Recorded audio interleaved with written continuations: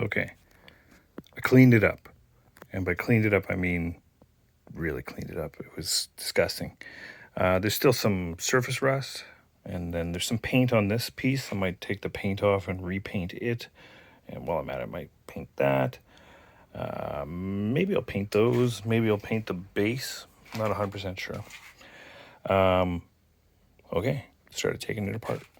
A couple of things. So this screw here to adjust actually has like a copious amount of play. When I got it, somebody had jammed in a pipe block into here to extend it, but in reality, this screw actually comes out quite a bit. There is an oil fitting here, but I think it might be, of course somebody greased it, but it should have been oiled.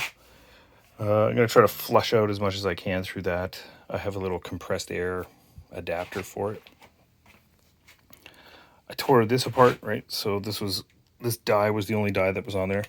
I don't have enough room for this tool. Is kind of what I'm concluding, but maybe I'll make room. This finger has these little spring clamps that, you decide which way the bending finger was supposed to go, but I only have the roller.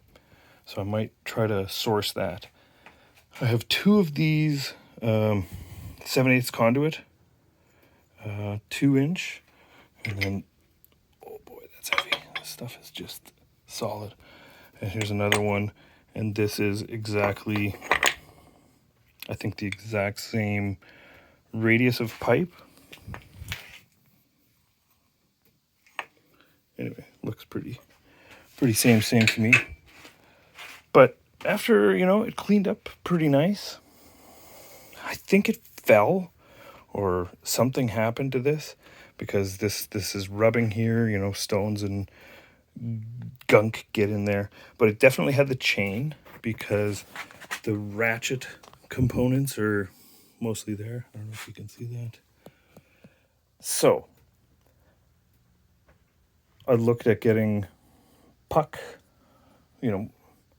various diameters, various radiuses of pucks, just from McMaster-Carr. I could probably get, 2, 4, 6, 8, 10 inch and a half slugs for about $500.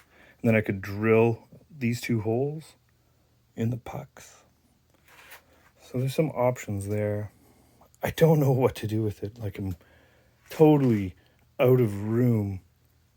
So maybe some other stuff has to go to make room for the di-acro.